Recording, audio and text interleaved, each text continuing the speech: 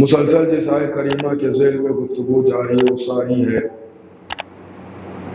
اللہ اس میں اپنی جانب سے بھیجے ہوئے چند بندوں کے بارے میں تذکرہ کر رہا ہے اور بتا رہا ہے کہ ہم نے انہیں پوری دنیا میں سے مصطفیٰ بنایا، یعنی بے عیب بے مثل نایاب بنایا اور انہیں بنا کے بھیج دیا۔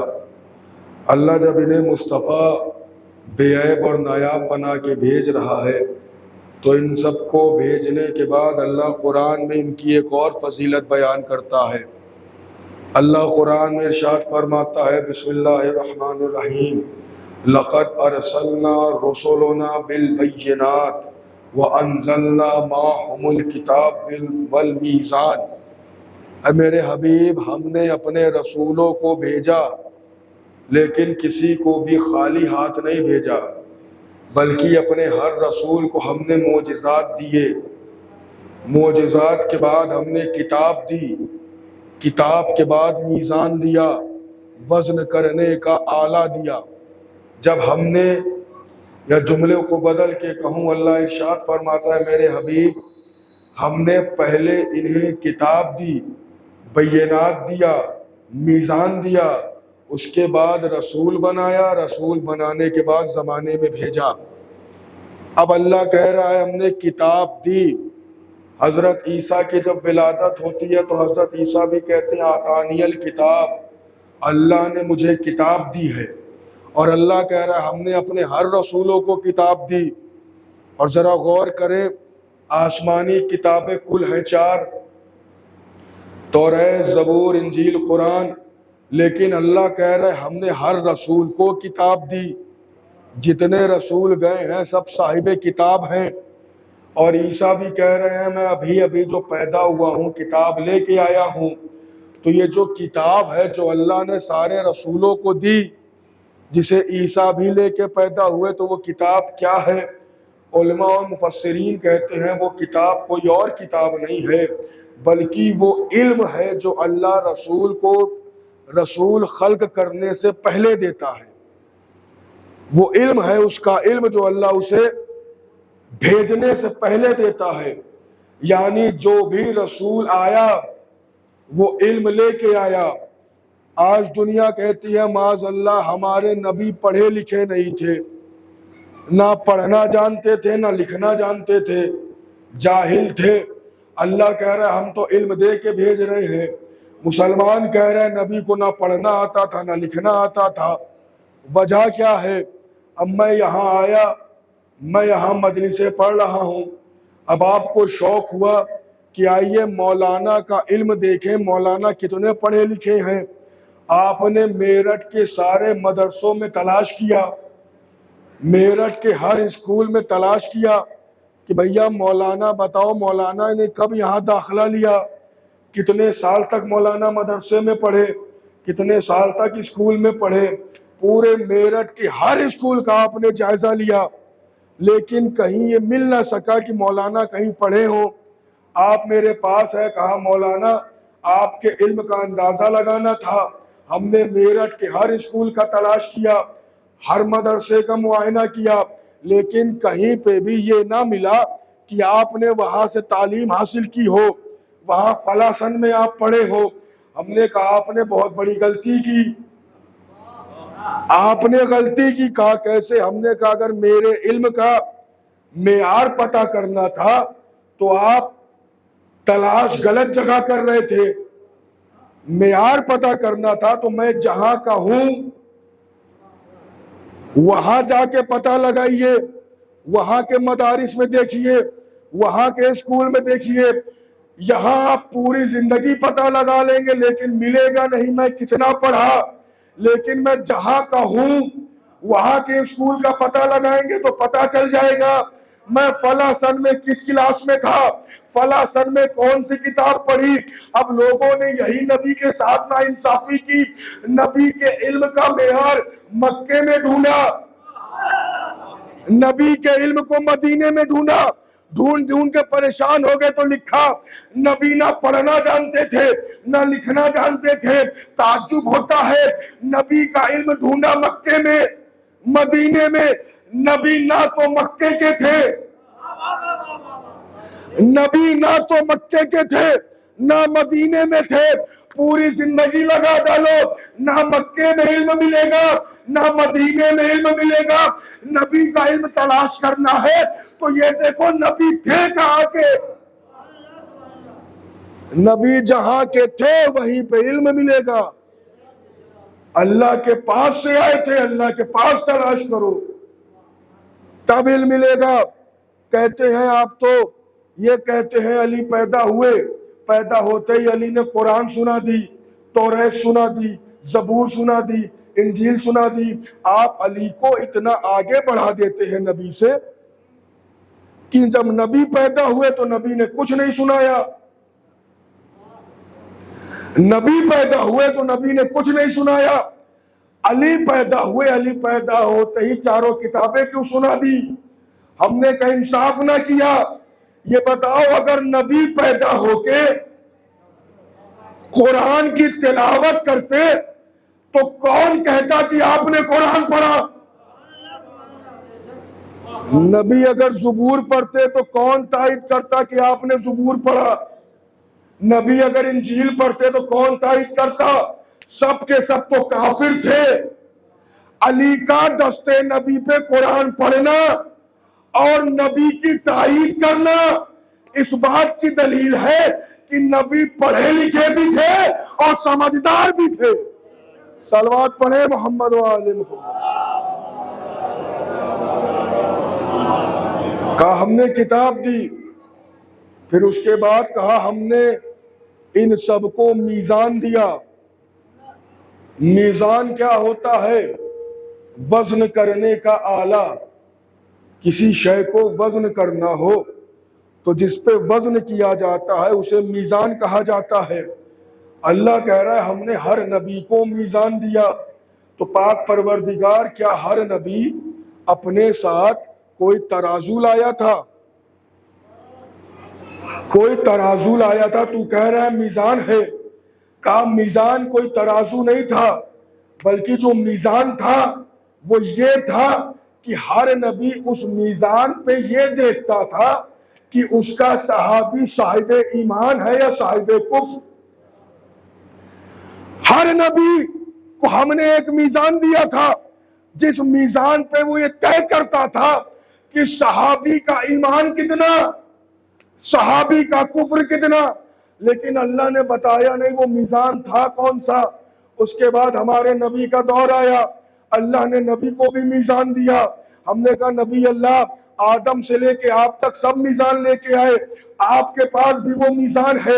اب آپ بتائیں وہ میزان کون سا ہے جس سے آپ ایمان اور کفر کو دیکھتے ہیں؟ وہ میزان جو اللہ نے آپ کو دیا، میزان کون سا ہے جس سے آپ دیکھتے ہیں کون صاحب ایمان کون صاحب کفر؟ اللہ نے کہا میری ایک، اللہ کے رسول نے کہا میری حدیث ہے جس میں نے اسی میزان کا تذکرہ کیا۔ میں نے کہا حدیث کون سی ہے؟ کہا یا علی حبوں کا تقوی و ایمان و بغضوں کا کفر و نفاق۔ اے علی آپ کی محبت ایمان ہے، آپ سے دشمنی کفر ہے۔ کہا وہ میزان کوئی اور نہیں ہے، علی ابن ابی طالب کی ذات ہے۔ صلوات پڑھے محمد و آل۔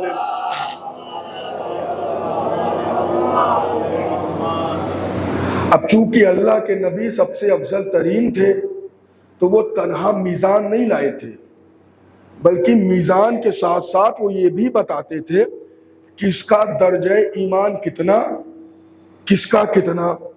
نبی نے بتایا سلمان 10ویں درجے پہ، ابو ذر 9ویں درجے پہ۔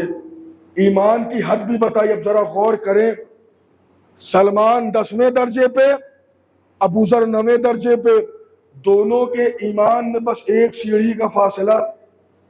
ابو ذر ایک قدم آگے بڑھائیں سلمان کی صف میں شامل ہو جائیں، لیکن ایک سیڑھی کا فاصلہ ہے، لیکن فرق کتنا ہے توجہ رکھیے گا۔ سلمان 10ویں پہ، ابو ذر 9ویں پہ۔ تاریخ کہتی ہے کہ جب علی کے گلے میں رسی باندھ کے چند لوگ گھر سے باہر لے کے آئے اور مسجد کی طرف لے کے بڑھے تو ایک طرف ابو ذر کھڑے ہیں، ایک طرف سلمان کھڑے ہیں۔ سلمان اس منظر کو دیکھ کے مسکرا رہے ہیں، ابو ذر دیکھ کے رو رہے ہیں۔ ابو ذر 9ویں درجے کا ایمان، سلمان 10ویں درجے کا ایمان۔ سلمان مسکرا رہے ہیں، ابو ذر رو رہے ہیں۔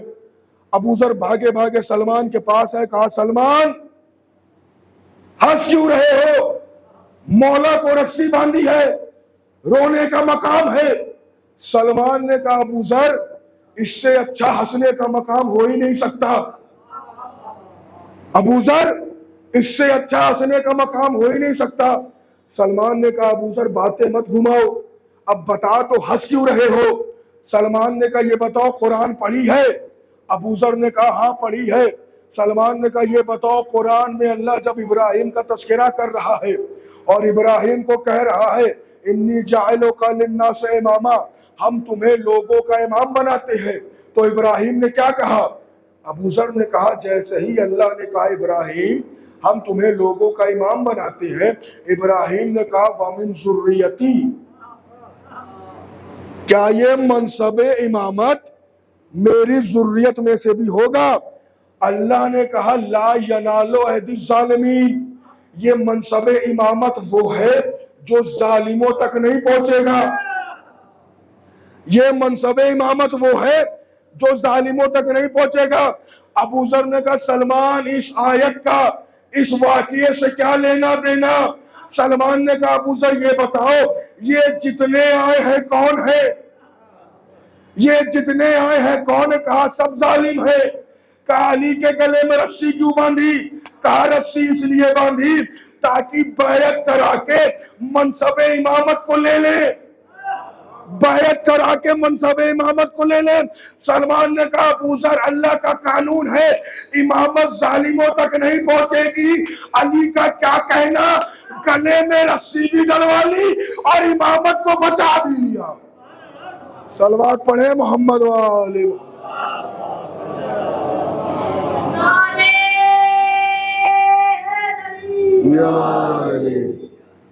گلے میں رسی بھی ڈلوا لی، منصب امامت کو بچا لی۔ اب غور کیا 9ویں درجے کا ایمان 10ویں کی برابری نہیں کر پایا، جو 10ویں نے سوچا وہ 9ویں نے نہیں سوچا۔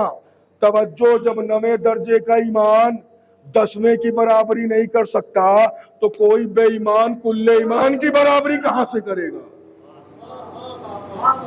کل ایمان کے برابر کہاں سے ہوگا؟ کہ ہم نے امامت کو ظالموں تک نہیں جانے دیا۔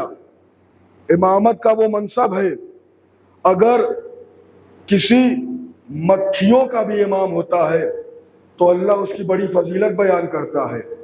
قرآن کا سورہ ہے سورہ نحل، شہد کی مکھیوں کا تذکرہ ہے۔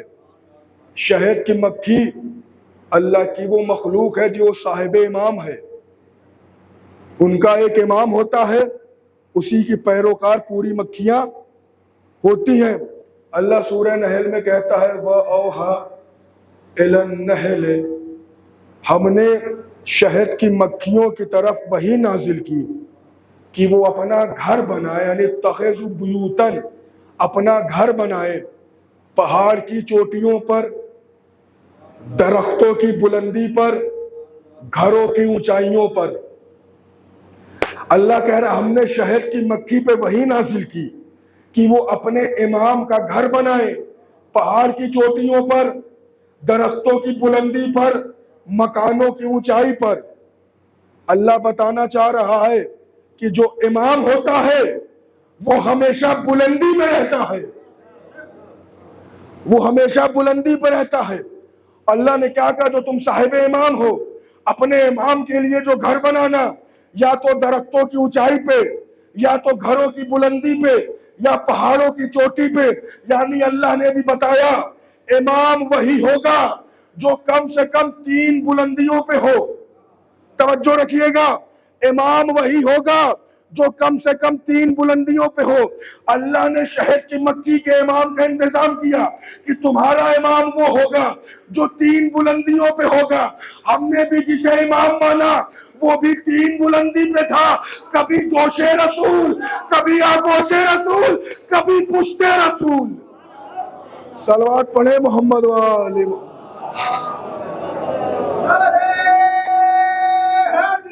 یا علی۔ ہم نے بھی جسے امام مانا وہ بھی 3 ہی بلندی پہ تھا، کبھی آغوش رسول میں، کبھی دوش رسول پہ، کبھی پشت رسول پہ۔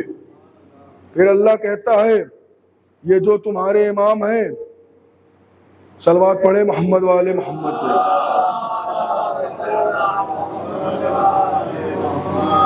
ایک اور صلوات بھیجے محمد والے محمد۔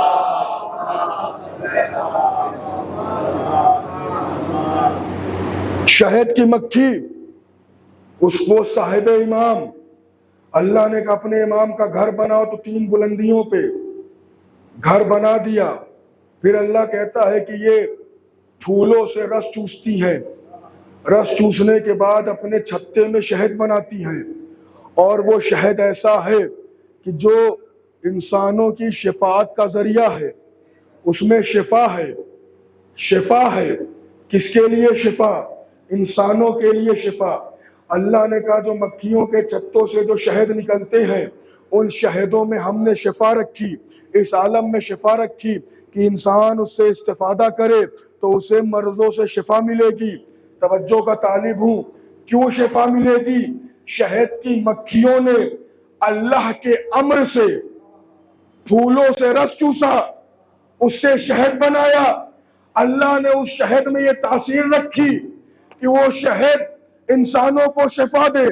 شہد کی مکھیوں نے اللہ کے امر سے پھولوں سے رس چوسا، اس سے شہد بنایا۔ شہد میں اللہ نے طاقت رکھی کہ وہ شہد انسانوں کو شفا دے۔ اگر شہد کی مکھی پھولوں سے رس چوسے تو اللہ اس شہد کو شفا بنائے، تو جس نے رسول کی زبان چوسی، جس نے رسول کی زبان چوسی، اگر اس کا لہو کسی زمین پہ آ کے ملے اور وہ کھا کے شفا بن جائے، صلوات پڑھے محمد والے محمد۔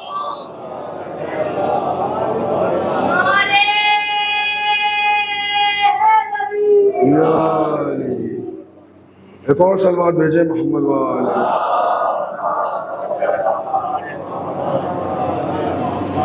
اگر وہ کھا کے شفا بن جائے، اگر امام کسی مکھی کا بھی ہوتا ہے تو اللہ اس کے لیے بھی اہتمام کرتا ہے، اس کے لیے بھی فضیلتیں بیان کرتا ہے۔ اگر مکھی کے امام کی اتنی فضیلت تو جو عالمین کا امام ہو اس کی کتنی منزلت، کتنی فضیلت۔ اور کیا کہنا، ایک روز عالمین کا امام نماز پڑھ رہا تھا، نماز میں حالت رکوع میں تھا۔ ایک سائل آیا، سوال کیا ہمیں کچھ عطا کر دو، کچھ نہ ملا۔ پھر مانگا، کچھ نہ ملا۔ پھر سوال کیا، کچھ نہ ملا۔ پھر کہنے لگا پاک پروردگار تیری بارگاہ میں آیا تھا، خالی ہاتھ جا رہا ہوں۔ جب تک وہ انسانوں سے مانگتا رہا علی نے عطا نہیں کیا، جب اس نے خدا سے مانگا علی نے اشارہ کیا، انگوٹھی اتار کے لے گیا۔ تو اس عمل سے پتہ یہ چلا کہ انسان مانگے گا خدا سے، عطا علی کی ذات کرے گی۔ انگوٹھی دے دی۔ جو یہ انگوٹھی دی، اللہ نے کہا زکوٰۃ میں انگوٹھی دی ہے۔ توجہ رکھیے گا عزیزو، زکوٰۃ میں انگوٹھی دی ہے۔ اللہ نے یہ نہیں کہا علی نے خمس دیا، علی نے صدقہ دیا۔ اللہ نے یہ نہیں کہا علی نے عطا کی۔ اللہ نے یہ نہیں کہا علی نے خیرات کی۔ اللہ نے کہا علی نے زکوٰۃ دی۔ وہ انگوٹھی تھی کون سی انگوٹھی؟ تاریخ کہتی ہے کہ وہ انگوٹھی وہ تھی جس سے سلیمان نبی حکومت کیا کرتے تھے، جس سے حضرت سلیمان کی حکومت کا معاملہ یہ تھا، زمین سے لے کے آسمان تک ہر شے پہ آپ کی حکومت تھی۔ اسی انگوٹھی سے حکومت کیا کرتے تھے. علی نے زکوٰۃ میں دے دی. اب دنیا سوال کرتی ہے اگر علی حق کے خلافت رکھتے تھے تو رسول کی شہادت کے بعد خلافت لینے کیوں نہیں گئے؟ خلافت لینے کیوں نہیں گئے؟ سوال کو ذہن میں رکھیے گا. اگر علی حق کے خلافت رکھتے تھے تو رسول کی شہادت کے بعد خلافت لینے کیوں نہیں گئے؟ علی نے انگوٹھی دی. اللہ نے یہ نہیں کہا کہ آپ نے خیرات دی ہے، اللہ نے یہ نہیں کہا آپ نے صدقہ دیا ہے یا آپ نے عطا کی ہے. اللہ کہہ رہا ہے آپ نے زکوٰۃ دی ہے. آپ اپنے علاقے میں بچوں کی تعلیم کے لیے ایک اسکول کے ارادہ کریں کہ ہم ایک اسکول بنانا چاہتے ہیں. کسی دوسرے علاقے میں آپ گئے، ایک صاحب سے ملے، ملاقات ہوئی، آپ نے ان سے کہا کہ ہمارا مشن یہ ہے کہ ہم بچوں کی اعلیٰ تعلیم کے لیے اسکول بنانا چاہتے ہیں. انہوں نے کہا پریشانی کیا ہے؟ کہا کچھ پیسوں کی کمی ہے. انہوں نے پوچھا کتنا؟ آپ نے کہا 5 لاکھ یا 10 لاکھ. انہوں نے چیک نکالا، 10 لاکھ آپ کو دے دیا. یہ انہوں نے عطا کیا، 10 لاکھ آپ کو چیک میں دے دیا. ان کا یہ عطا تھی. اور یہ 10 لاکھ دینا یہ نہیں بتائے گا کہ ان کے پاس اور کتنا بینک بیلنس ہے. اب کسی بڑے آدمی کے دروازے پہ کوئی بھکاری آیا، فقیر آیا، اس نے سوال کیا، انہوں نے اندر سے اسے بیش قیمتی تحفہ دے دیا صدقے کے طور پہ، تو یہ صدقہ دیا انہوں نے. صدقہ یہ نہیں بتائے گا کہ ان کے پاس پیچھے اور کتنی دولت باقی ہے. نہ تو عطا بتائے گی کتنی دولت باقی ہے، نہ صدقہ بتائے گا، نہ خیرات بتائے گی. لیکن اگر کسی نے زکوٰۃ دیا تو زکوٰۃ مال کا 40واں حصہ زکوٰۃ دی تو فوراً حساب لگا لیا کہ بینک بیلنس اور کتنا ہوگا، بینک بیلنس اور کتنا ہوگا. اللہ نے کہا آپ نے زکوٰۃ دی ہے، زکوٰۃ دی ہے تو علی نے زکوٰۃ دی. زکوٰۃ میں دیا کیا؟ سلیمان کی انگوٹھی. دنیا کہتی ہے علی خلافت مانگنے کیوں نہیں گئے؟ علی خلافت مانگنے کیوں نہیں گئے؟ علی خلافت مانگنے کیوں نہیں گئے؟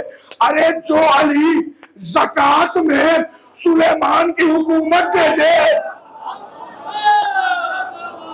جو علی زکوٰۃ میں سلیمان کی حکومت دے دے، وہ بھکاریوں سے تخت خلافت کیا مانگتا؟ صلوات پڑھے محمد والے.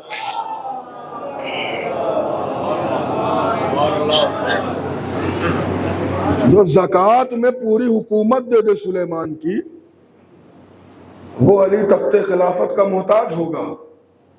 تو جو عالمین کا امام ہے اس کی یہ فضیلت ہے. اور اسی عالمین کے امام کے لیے اللہ قرآن میں 2 جگہ بہت اچھے طریقے سے اشارہ کرتا ہے. اللہ کہتا ہے بسم اللہ الرحمن الرحیم من ذا الذی یقرض اللہ قرضا حسنا. تم میں سے وہ کون ہے جس نے اللہ کو قرض دار کیا؟ تم میں وہ کون ہے جس نے اللہ کو قرض دار کیا؟ اللہ کو قرض دیا، قرض حسنا دیا. اللہ نے اس کا نام نہیں بتایا، ایک کوڈ ورڈ بتایا، من، میم نون زبر من.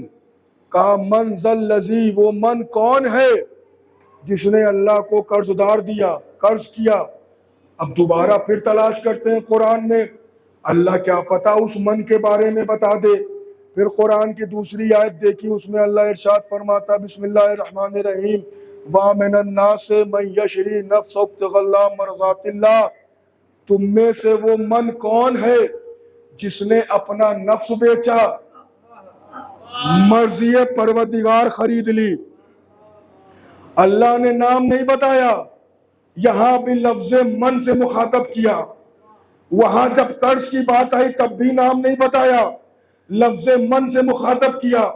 جب نفس بیچنے کی بات آئی تب بھی بولا وہ من ہے، میم نون زبر من. اللہ نے کہا جس نے ہم کو قرض دیا وہ من ہے، جس نے نفس بیچا، مرضی خریدی، وہ من ہے. ہم نے کہا رسول اللہ تو کوڈ ورڈ میں استعمال کر رہا ہے کہ وہ من ہے جس نے نفس بیچا، وہ من ہے جس نے اللہ کو قرضدار کیا۔ اب آپ مفسر قرآن ہیں، اب آپ پہ واجب ہے آپ بتائیں کہ وہ من کون ہے جس نے قرض دیا، جس نے نفس بیچا۔ کہا تھوڑا انتظار کرو، میں وضاحت کر دوں گا کہ وہ من کون ہے جس نے نفس بھی بیچا، قرضدار بھی کیا۔ اب آخری حج سے واپس ہو رہے تھے، ہم نے کہا آخری حج آ گیا آپ کا، چند لمحوں کے بعد آپ دنیا کو چھوڑ دیں گے، اب آپ پہ واجب یہاں پہ ہو گیا۔ اب بتا دیں آخری حج سے واپس آ رہے ہیں، بتا دیں وہ من کون ہے جس نے نفس بیچا، جس نے قرضدار کیا۔ اللہ کے نبی نے کہا تھوڑا صبر کرو، تھوڑا صبر کرو، بتاؤں گا من کون ہے۔ ایک میدان میں آ کے رکے، جو چلے گئے تھے ان کو بلایا، جو آ رہے تھے ان کا انتظار کیا۔ جب سب کو اکٹھا کر لیا، کہا بتاؤ کیا سوال ہے؟ ہم نے کہا میرا سوال یہ ہے، اللہ کہہ رہا تم میں ایک من ہے جس نے نفس بیچ کے مرضی خریدی، تم میں ایک من ہے جس نے اللہ کو قرضدار کیا۔ اب آپ بتائیں وہ من کون ہے جس نے نفس بھی بیچا، قرضدار بھی کیا؟ اللہ نے علی کو اٹھایا، اٹھانے کے بعد کہا من کنتو مولا فہذا علی مولا۔ صلوات پڑھے محمد والے۔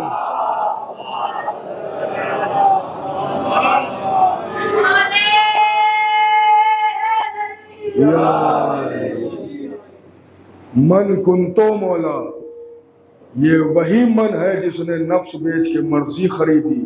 کی ولایت کے اعلان کے لیے اللہ نے اتنا اہتمام کرایا، اور جس کی ولایت ہر خاص و عام پہ واجب کی۔ اگر رسول کی رسالت قبول کرتے ہو تو علی کی ولایت بھی قبول کرنی ہے۔ میں کئی مجلسوں میں یہ عرض کر چکا ہوں کہ علی کی ولایت اتنی اہم شے کا نام ہے جس کے تحفظ میں سیدہ پہ جلتا ہوا دروازہ گرایا گیا، حضرت الزہرا۔ علی کی ولایت اتنی اہم شے کا نام ہے جس کے تحفظ میں حسن کو زہر دیا گیا۔ علی کی ولایت اتنی اہم شے کا نام ہے جس کے تحفظ میں حسین نے ایک دن میں بھرا گھر لٹا دیا۔ علی کی ولایت وہ اہم شے کا نام ہے جس کے تحفظ میں کبھی سکینہ کو تماچے لگائے گئے، کبھی گوشوارے چھینے گئے۔ علی کی ولایت وہ اہم شے کا نام ہے جس کے تحفظ میں زینب کے سر سے چادر چھینی گئی۔ اجرکم الزہرا، خدا کوئی غم نہ دے سوائے مظلوم کربلا کے۔ تاریخ کہتی ہے 9 محرم شب عاشور، حسین اپنے اصحاب کے درمیان بیٹھ کے شہداء کی فہرست پڑھ رہے ہیں۔ ہر کسی کو حسین بتا رہے ہیں تم آج شہید ہوگے، تم اس وقت شہید ہوگے۔ جب شہداء کی فہرست پڑھ لی ہے حسین نے تو قاسم آئے، آنے کے بعد کہا امو کیا ان شہیدوں میں میرا نام نہیں ہے؟ حسین نے کہا بیٹا تم اپنی بات کرتے ہو، شہیدوں میں تو علی اصغر کا بھی نام ہے۔ یہ سنتے ہی قاسم تڑپ گئے، کہا امو کیا یہ فوج خیموں میں چلی آئیں گی؟ حسین نے کہا نہیں خیموں میں نہیں آئیں گی، میں اصغر کو میدان میں لے جاؤں گا، میں کہوں گا قاسم ارے آپ نے بس تصور کیا کہ فوج خیمے میں آئے گی، آپ سے برداشت نہ ہوا۔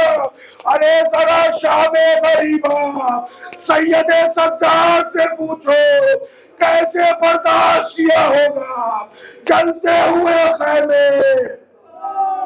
اجرکم الزہرا، صبح عاشور نمودار ہوئی عزیزو، ایک ایک کر کے شہداء جانے لگے۔ قاسم آئے، کہا امو اجازت دے دیں۔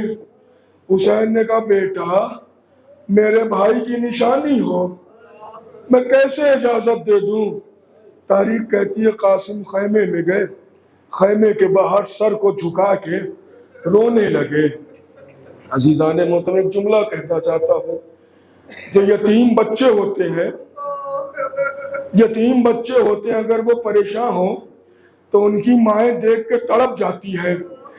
جیسے ہی قاسم کو روتا دیکھا فروا تڑپ گئی، کہا بیٹا قاسم رونے کی وجہ کیا ہے؟ قاسم نے کہا ماں امو سے اجازت مانگتا ہوں، امو اجازت نہیں دے رہے۔ فروا کو یاد آیا حسن نے کہا تھا فروا جب قاسم پہ وقت مصیبت آ جائے تو بازو پہ جو تعویذ باندھا ہے اسے کھول کے دیکھ لینا۔ فروا نے کہا قاسم تمہارے بازو پہ جو تعویذ بندھا ہے ذرا اسے کھول کے تو دیکھو، بابا نے ہو سکتا ہے اسی دن کے لیے باندھا ہو۔ جیسے ہی قاسم نے تعویذ کھولا عبارت پڑھی، قاسم اب ہنسنے لگے۔ فروا نے کہا کیا ہے؟ کہا بابا نے امو کو وصیت کی ہے کہ میری جگہ قاسم کو قربان کر دینا۔ عزیزان محترم، اب والدین جب بھی اپنے بچوں کو تعویذ باندھتے ہیں تو بلاؤں سے حفاظت کے لیے باندھتے ہیں۔ اللہ اللہ، حسن نے جو تعویذ باندھا وہ حفاظت کا نہیں تھا بلکہ حسین پہ شہید ہو۔ ادرکم الزہرا قاسم اب آئے حسین کے پاس، کہا امو بابا کی عبارت ہے۔ حسین نے حسن کی عبارت دیکھی، آنکھوں سے لگایا، لگانے کے بعد جب پڑھی ہے نا عبارت تو مدینے کا رخ کیا، کہا بھیا میری غربت کا اتنا خیال کہ قاسم کو میرے لیے عبادت۔ اب حسین نے قاسم کو اجازت دی، بس عزیزو ختم کی میں نے مجلس۔ قاسم گروار پہ سوار ہوئے، جنگ کرنے کے لیے گئے۔ حسین کرسی پہ بیٹھے ہیں، در خیمہ سے فضہ حسین کے چہرے کو دیکھ رہی ہے، خیمے کے اندر سے زینب اور فروا فضہ کے چہرے کو دیکھ رہی ہے۔ اچانک حسین کے چہرے کا رنگ بدلا، فضہ کے چہرے کا رنگ بدلا۔ زینب نے کہا فضہ قاسم کی خیر تو ہے؟ فضہ نے حسین سے پوچھا۔ حسین در خیمہ پہ آئے، آ کے کہتے فروا دعا کرو، ماں کی دعائیں بیٹوں کے حق میں قبول ہوتی ہے۔ قاسم کا سامنا ایک نامی پہلوان سے ہے، میں قاسم کو جانتا ہوں، لیکن فضہ لیکن فروا وہ جو پہلوان ہے اس نے کھانا بھی کھایا ہے، پانی بھی پیا ہے، میرا قاسم 3 دن کا بھوکا۔ جنگ کرتے کرتے قاسم جب گھوڑے سے زمین پہ آئے، حسین کو مدد کے لیے پکارا۔ تاریخ کہتی ہے حسین اور عباس مقتل میں جب چلے، فوجوں کو لگا حسین نے حملہ کر دیا، ادھر کے گھوڑے ادھر، ادھر کے گھوڑے ادھر، قاسم زندگی میں پامال۔ قاسم نے کہا امو جلدی۔ حسین آئے، بس ختم کی عزیزو۔ قاسم کے جسم کے ٹکڑوں کو حسین نے اپنی ابا کے دامن میں باندھا، گٹھری بنائی، خیمے کی طرف گئے۔ در خیمہ پہ پہنچے، در خیمہ پہ پہنچنے کے بعد کہا زینب، زینب قاسم کو لایا ہوں، آؤ قاسم پہ رو۔ تاریخ کہتی جب زینب باہر آئی، آنے کے بعد کہا بھیا تمہارے ہاتھ تو خالی ہے، قاسم کا لاشا۔ حسین نے کہا زینب یہ گٹھری ہے، اسی میں قاسم کو چن کے لائے۔ الا لعنت اللہ علی القوم الظالمین۔ ماتم حسین۔